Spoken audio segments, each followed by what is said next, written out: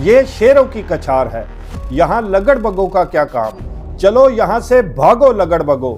یہ الفاظ کس کے تھے اور کیوں کہے؟ Bye bye tata. آگ کے شعلوں میں لپٹے امریکی بحری بیڑے دب دبا کر بھاگنے لگے۔ آنکھ کے بدلے آنکھ، خون کے بدلے خون تو سنا تھا، مگر پل کے بدلے پل، یہ کیا ہے؟ یہ 15 سال پرانا بھوت امریکہ کو کرنے لگا پریشان۔ امریکہ پر ایٹم بم حملے کے احکامات، یہ احکامات کس نے دیے اور کیوں؟ انٹرنیٹ بھی پہنچا تباہی کے دھانے پر۔ امریکہ کا جھوٹ پکڑا گیا، جنگ کا خرچہ پہنچا $1 ٹریلین پر۔ یہ اور اس جیسی US ایران وار کی انسائیڈ سٹوریز کے ساتھ میں ہوں مجاہد جعفری اور آپ دیکھ رہے ہیں میرا آفیشیل YouTube چینل۔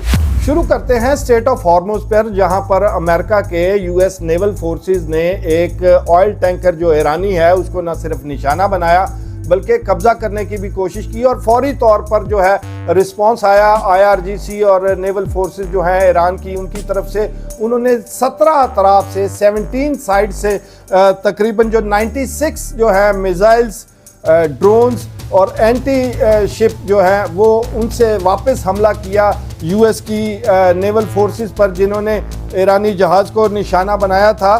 تو یہ تین اطراف سے جو ہے وہ گھیرے ہوئے تھے، اور 17 سائڈ سے، 3 اطراف میں سے 17 جگہوں سے مستقل حملے ہوئے ہیں۔ اس میں جو ہے سپر ہارنٹ جیٹ ٹینکرز جو ہیں وہ بھی کچھ ڈیمیج ہوئے ہیں۔ اس کے بعد جو ایران کے جو شپ ہے اس پر فائرنگ کی گئی تھی، MT-20 توپ سے حملہ کیا گیا تھا، جس کے بعد IRGC نے فوراً ایکشن لیتے ہوئے 17 اطراف سے حملے کیے، اور ان تینوں بحری بیڑوں میں جو ہے وہ شدید آگ بھڑک اٹھی۔ اس پر جو اکوپمنٹ لگا ہوا تھا وہ بھی تباہ ہو گیا، ہیلی کاپٹرز تھے اس پر، وہ بھی ہیلی کاپٹرز بھی تباہ ہو گئے۔ ویڈیوز کچھ میں دیکھا جا سکتا ہے، ہیلی کاپٹر جو ہے آدھے سے زیادہ ٹوٹ کر سمندر میں لٹک چکا ہے۔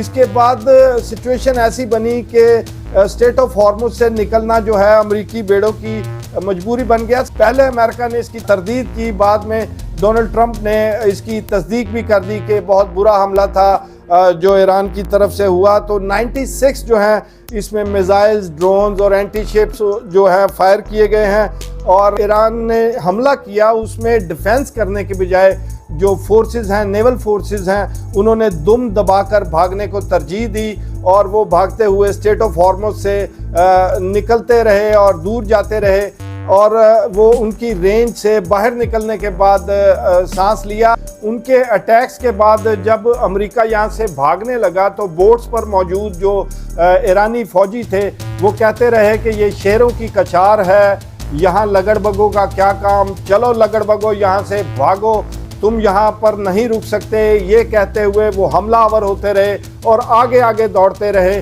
دنیا کی سب سے بڑی جو ہے نیول فورسز، میرین میں دنیا میں کوئی بھی ان کا ثانی نہیں ہے۔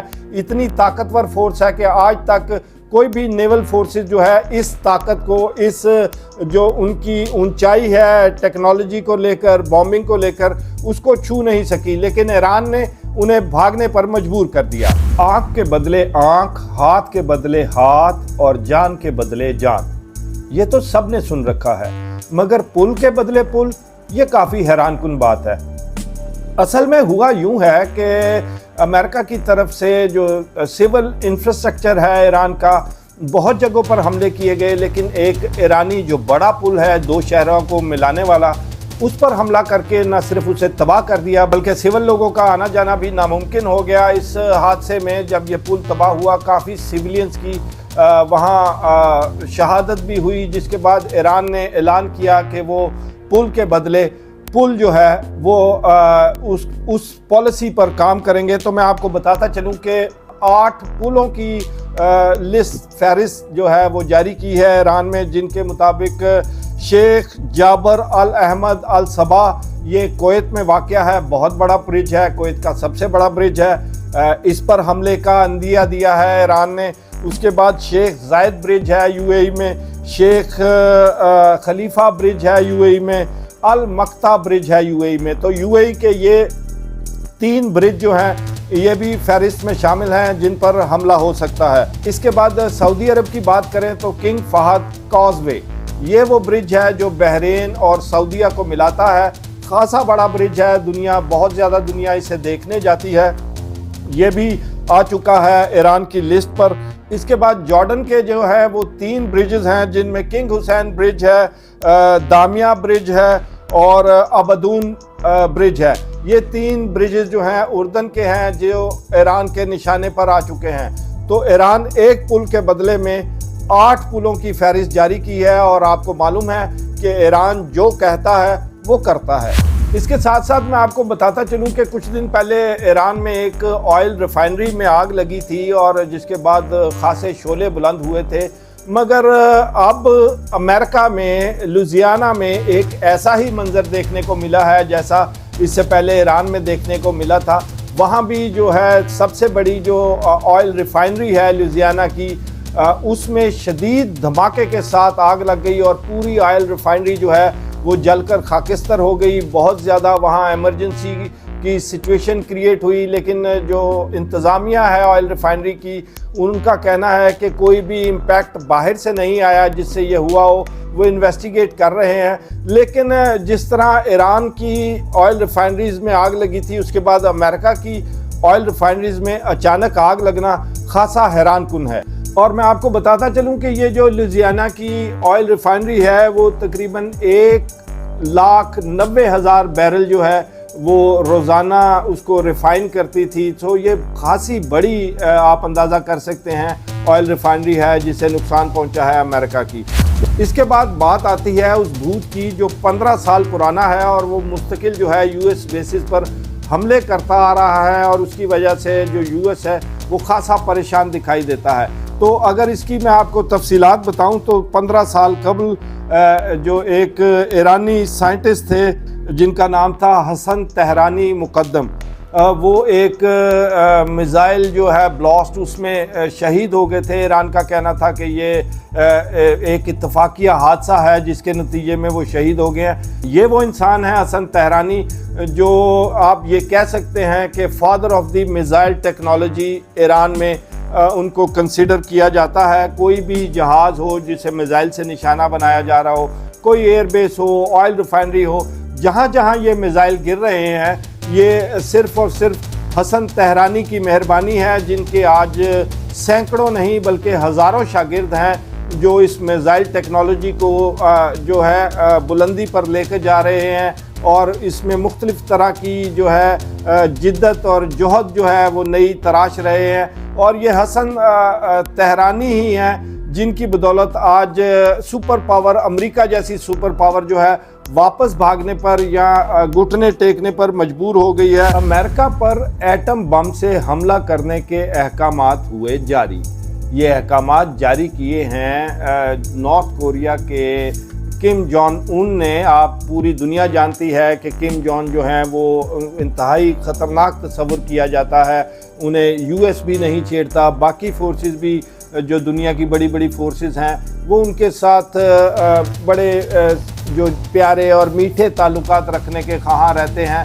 لیکن کم جونگ ان جو ہے وہ آپ کو پتہ ہے، انہیں جو خامنائی صاحب ہیں آیت اللہ علی خامنائی، ان کی شہادت کا بہت دکھ تھا۔ وہ انہیں اپنے استاد مانتے تھے اور ان کے پیچھے چلنے کو وہ ترجیح دیتے تھے۔ تو ان کی شہادت کے بعد کم جونگ ان جو ہے وہ خاصے پریشان رہے، اور خاصے انہیں یہ ستاتی رہی کہ وہ کسی طرح بدلہ لیں ایران کا۔ لیکن چونکہ وہ ڈائریکٹ وار میں انوالو نہیں ہو سکتے تھے، اس لیے شاید وہ قدم نہیں آگے بڑھا سکے۔ لیکن ان کی ایک بڑی میٹنگ ہوئی جس میں ان کی عسکری قیادت بھی موجود تھی، سول قیادت بھی موجود تھی، جس میں انہوں نے فیصلہ لیا، بلکہ قانون بنانے جا رہے ہیں کہ اگر کسی بھی فورسز کی طرف سے کم جونگ ان پر حملہ ہو اس میں وہ مارے جائیں یا نہ مارے جائیں، یہ ایک علیحدہ فیکٹر ہے۔ صرف کوئی حملہ بھی کرے تو امریکہ پر ایٹمی بم سے حملہ کر دیا جائے گا۔ یہ احکامات کم جونگ ان نے اپنی فورسز کو دے دیے ہیں کہ صرف اگر حملہ بھی ہو، اس میں وہ زخمی ہو نہ ہو، صرف حملے کی اطلاع ہو تو اس کے بدلے میں سیدھا امریکہ پر ایٹمی حملہ کیا جائے تو یہ ایک نئی خوف کی لہر جو ہے وہ امریکہ کے لیے امڑ کر سامنے آئی ہے. نہ صرف امریکہ کے لیے بلکہ اسرائیل کے لیے بھی اتنا ہی بڑا خطرہ ثابت ہوں گے. اس کے بعد میں آپ کو بتاؤں کہ یو ایس، آپ کو یاد ہوگا کہ اس وار کے دوران یو ایس کے جو ہے آرمی چیف جنرل رینڈی جارج، انہیں عہدے سے ہٹا دیا گیا تھا، جس کے بعد 2 جنرل جو ہیں ڈیوڈ ہارٹ نے اور ولیم گرین جونیئر، ان کو بھی جو ہے وہ سروس سے علیحدہ کر دیا گیا، دونوں جنرلز کو. اس کے بعد پینٹاگون نے جو ہے سیکٹری جو ہے نیول سیکٹری جو ہے وہ جان فیلان، ان کو بھی ان کے عہدے سے فارغ کر دیا ہے. جان فیلان وہ شخصیت ہیں جو پریزیڈنٹ ٹرمپ کے قریبی دوست ہیں اور ان کے الیکشن میں انہوں نے لاکھوں ڈالرز جو ہے وہ خرچ کیے ہیں، بڑھ چڑھ کر انہوں نے ڈونلڈ ٹرمپ کی کمپین کی، اس پر پیسے لگاتے رہے، لیکن اس کے بدلے میں ڈونلڈ ٹرمپ نے انہیں نیول سیکٹری بنا دیا تھا. لیکن ابھی تک پینٹاگون نے کوئی وضاحت نہیں کی کہ انہیں ان کے عہدے سے ہٹایا کیوں گیا ہے. تاہم سورسز کا کہنا ہے کہ جو نیوی کی پرفارمنس ہے، اور نیوی چونکہ ریلیکٹنٹ ہے یو ایس کی اسٹیٹ آف ہارمز میں داخل ہونے میں، جیسا کہ میں نے آپ کو بتایا کہ 3 جو کروزرز ہیں ان کے ڈسٹرائرز ہیں، ان کو ثابت کیا ہے ایران نے، ان پر حملے کر کے ان کو آگ لگا دی، انہیں بھاگنے پر مجبور ہو گیا. سو نیوی خاصی ریلیکٹنٹ ہے اسٹیٹ آف ہارمز میں جانے میں یو ایس کی. شاید انہوں نے بھی ایسا ہی کچھ انکار کیا ہو پریزیڈنٹ ٹرمپ کو، جس کے بعد انہیں اپنے عہدے سے ہاتھ دھونا پڑے. دوسری طرف جو ہے ایران نے اسٹیٹ آف ہارمز میں دھمکی دی ہے کہ جو اسٹیٹ آف ہارمز سمندر کے نیچے سے گزرنے والی جو کیبلز ہیں، انٹرنیٹ کیبلز ہیں، جو گلف کو اور تقریباً ہاف آف دی ایشیا کو انٹرنیٹ کی سپلائی کر رہی ہیں، ایران نے کہا ہے کہ اس کا بھی جو فیس ہے، جو اس کی جو کرایہ ہے، وہ ایران کو ادا کرنا ہوگا، ادروائز جو ہے وہ انٹرنیٹ کی کیبلز کو کاٹ دیں گے. اور اگر انٹرنیٹ کیبلز کاٹ دی ایران نے اسٹیٹ آف ہارمز سے گزرنے والی، تو یاد رکھیے اس سے جو ہے اے ٹی ایم سے پیسے نکلوانا بھی ناممکن ہو جائے گا، آن لائن کاروبار بھی نہیں چلیں گے، لین دین بھی نہیں چلے گا، بہت سارے بزنس جو ہے وہ ٹھپ ہوتے چلے جائیں گے. تو جو تصویر میں نے آپ کو اب تک دکھائی ہے، آپ کو آئیڈیا ہو گیا ہوگا کہ جو ایران ہے وہ اپنے سرحدوں کی، سمندر کی اور فضا کی حفاظت میں بہت حد تک کامیاب رہا ہے. امریکہ کے جتنے آپریشنز ہوئے ہیں، چاہے وہ آپریشنز میڈل ایسٹ کی بیس سے کیے جا رہے ہوں، اسرائیل سے کیے جا رہے ہوں، یا ایرانی لینڈ یا ایرانی سمندر پر اتر کر، ایران نے ہر آپریشن کا منہ توڑ جواب دیا ہے، جس کے بعد نہ صرف یو ایس کو دم دبا کر بھاگنا پڑا ہے، بلکہ وہ اپنے نقصانات اور جو بھی اس پر اٹیک آتے رہے ہیں ان کو مستقل اور مسلسل چھپانے کی کوششیں کرتے رہے ہیں. سیٹلائٹ کی جو امیجز ہیں ان پر پابندی لگائے رکھی ہے، اور بہت سی پابندیاں جو ہیں، جیسے کہ میڈیا پر اچھی خاصی پابندی ہے، خاص طور پر اسرائیل میں جو نقصانات ہوئے ہیں. تو یہ کل ملا کر اگر آپ تصویر کو بڑا کر کے دیکھیں تو آپ کو نظر آئے گا کہ امریکہ جیسی سپر پاور جو ہے وہ ایران کے سامنے جو ہے گھٹنے ٹیکنے پر مجبور ہے. وہ راستے تلاش رہے ہیں کہ کس طرف سے ایران کے ساتھ کسی طرح کوئی معاہدہ کیا جائے. اگر آپ جنگ کی انسائیڈ سٹوریز اور تحقیقات پر مبنی تجزیے دیکھنا چاہتے ہیں تو میری ریکویسٹ ہے کہ میرے چینل کو نہ صرف لائک، سبسکرائب بلکہ شیئر بھی کریں.